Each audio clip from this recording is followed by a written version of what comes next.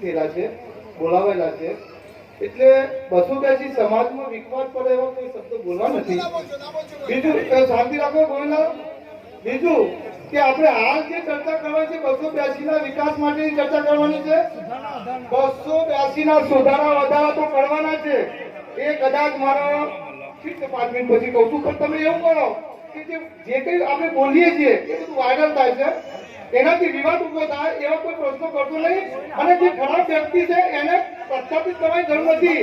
એ automatic ખરાબ અહીં 282 સમાજમાં જયારે ઘડતર ઘડા છે ત્યારે અંદરથી તમે પેલા વાઘરી સમાજ કહે છે ને કે અંદર દરિયામાંથી કાંકરો બહાર નીકળી જશે, નીકળી જશે. પણ સંઘર્ષ, એક મિનિટ હું તમને કહી દઉં, જ્યાં સુધી આપણે સંઘર્ષ નહીં કરીએ, લડીશું નહીં, સમય આવી ગયો છે, સમય આવી ગયો છે. આપણે સમયના અનુસંધાનની અંદર આપણે ચર્ચા વિચારણા કરીએ. તમે આ લોકોનો બચાવ કરી રહ્યા ઘોષણી બોલતો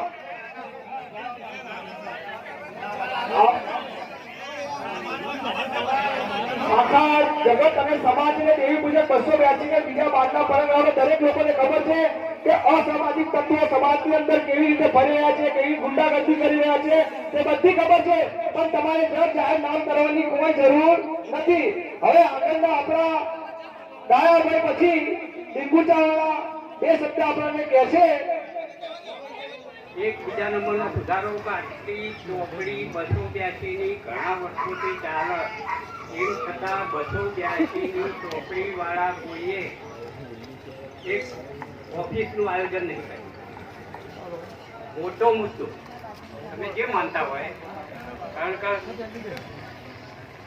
ચોપડીમાં નિકાલ બીજું આ બધા મુદ્દા પતી જાય એક ઓફિસનું આયોજન હોય તો. અને ઓફિસના આયોજનમાં ઓફિસમાં પ્રશ્નો આવે અને એને નિકાલ થાય. ઓફિસ જરૂરી છે.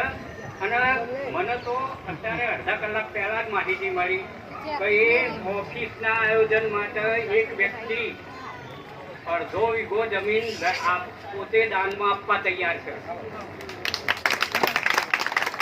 આમ જાહેર કરતો નહીં. અને એ ઓફિસનું ઉદઘાટન લાડુ, દાળ, ભાત, પૂરી શાકથી કરશે.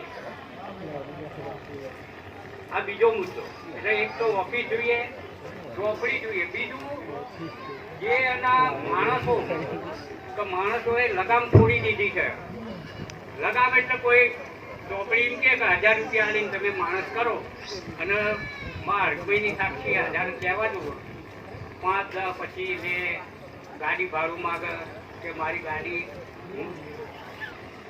રિક્ષામાં નહીં આવું કરેલા છે કર્મ, એટલે એ લોકો દુશ્મની થઈ જાય સમાજના.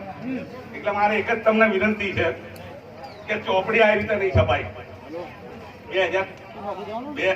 3,500 ની ચોપડી છપાયેલી ત્યારે મારા આખી થયેલું આ રીતે જ મિટિંગમાં 15 કરી અને બાપુ કાકાએ મને બોલાવીને કીધું કે આપણે શું કરવું. એમાં ગાંડા બેબી હતા, સારા સારા માણસો હતા. એ વખત મેં ચોખ્ખું જ કીધેલું હતું કે સમાજને બોલાવવાથી નહીં થાય મિટિંગ પર. સમાજના જે તાલુકા 4 તાલુકા છે એ 4 તાલુકાના 10 માણસો લઈ આ સમાજનું બંધારણ કરવાનું છે. એવું એમને નક્કી થઈ ગયું. અમને કરી 5,000 નહીં, 5,000 ચાલી નહીં અને આપણું 3.5 બરોબર ચાલુ રહું. બરોબર છે. ગરીબને પોસાય ને અમીરને પોસાય એ આપણે નક્કી કરેલું હતું. અત્યારની આજની પરિસ્થિતિના એવું છે કે આપણો કોઈ નેતા જ નથી. ગયડા વખતના 4 તાલુકાના 4 મંત્રીઓ હતા, એ જ કરતા હતા અને પોતપોતાના તાલુકાના 2 વાત કરી એ પ્રમાણે વહીવટ થતો હતો.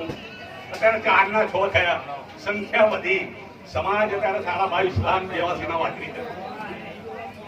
આપણે એમને આપ્યું પણ બરોબર ચાલ્યું નહીં. ના જો આખી સમાજ આવી ગઈ, એમના અગેન્સ્ટ નમી આવી, એના વિરોધ નમી આવી. આ કઈ એમના બાપનું કઈ આપણા બાપનું ખેતર નતું કે આપણે આવી રીતે સીધા સાધા આવી જાય. એમના હૈયાઓ અધિકાર આવ્યા, વરારો થઈ ગયા આવ્યા, સુધારા માટે આવ્યા. પણ મારું એક જ સજેશન છે કે 6 તાલુકાના 6 મંત્રી, એ 6 તાલુકાના મંત્રીઓને પહેલા નીકળવાના આવશે. અને એ સારા ને કોઈ એવા ભ્રષ્ટાચારી વિરોધના ને ભ્રષ્ટાચારમાં ના સંડોવાયો એવા ને જુવાન છોકરા અને અંતર વાળા હોય ને પોતા અમુક વિચાર કર્યો કે પોતાના સ્વસત્ય કરે, પણ કોઈ તો સ્વાતંત્ર્ય કોઈ ના કરે, પણ એ ભાડા ભટકારા લઈને કાર્યવાહી કરે. એટલે 6 મંત્રી એટલે 100 ની સાથે 5-5 બીજા, એટલે 6 + 20 માણસો એમની રાહે એમના તાલુકાની મિટિંગો કરીને એમની જોડે વાતચીત ચર્ચા કરી એમની સંમતિ લઈ ને પછી અહીં આવો 30 માણસો આ મળ્યા અહીં ને એની તમામ જવાબદારીઓ અમારી રહેશે અને સુધારા જે કંઈ કરવું હશે જે કંઈ વહીવટ કરતો હશે એનું આપણે સીધું એક જાહેરનામું બહાર પાડશું અને મિટિંગ બોલાવીશું મિટિંગના અંદર જે કંઈક હશે કંઈક સુધારો વધારો છેલ્લી કક્ષાનો હશે એ સમય પર આપણે થોડો સુધારો વધારો કરીશું કદાચ કોઈને પસંદ ના પડતું હોય તો એ બહુમતી પણ જે કંઈ કાર્ય કરશું એ બહુમતીથી જ કરશું બહુમતી સિવાય એમાં નહીં કરીએ સાહેબ હા અમારો પહેલો જ ધ્યેય છે અને જુવાન વર્ગને તો પહેલી જ મેં કહી દીધું કે જુવાનનો પહેલો જ કોઈ હિસાબથી મારો આજકાલનો જે જુવાન છે એ જુવાનને સાથે રાખીને જ મારે કરવું છે કેમ કે બધાની ઉંમરો થઈ ગઈ હવે કોઈ આ જાતના પર જાણવાનું નથી પણ જુવાન જો આ બધી સંખ્યાના જુવાન વધારે દેખાય છે આ બધાને એમને સોંપી દેવાનું છે એ જે કરે અમને શિલો માન્ય થશે આ મારો સિદ્ધાંત છે સત્તા પર્વત તો આપણો ખાલદાર મારે સમાજની લેવું નથી સમાજ એમ કે એ ભાઈ અમારો સુધારા કરો અને અમે એનું પાલન કરીશું સાચું કરીશું અને જે પેલા નહીં જેમ કે આ ચોરના ગુંડોના ખરીદોના નહીં જોયું એવું આપણે કોઈને કહેવું નહીં એમને લઈ એમની મય થયો નહીં એમની પરવાનગી થયો વગર કોઈ પણ કરવું નથી બિલકુલ મન રહેવું જોઈએ એક વાર તો આપણે મા બહુચરના સાનિધ્યમાં બેઠા છીએ અને બંને હાથ ઉતાર કરીને આપણે બહુચર વાળી જય બોલાવીએ પછી આગળ પ્રવચન કરીએ બોલો બહુચર અને પાછા અતિથિ વિશેષ આપણા મલાવડાની મેલડીમાં એના સાનિધ્યમાં આપણે પણ બધા બેઠા છીએ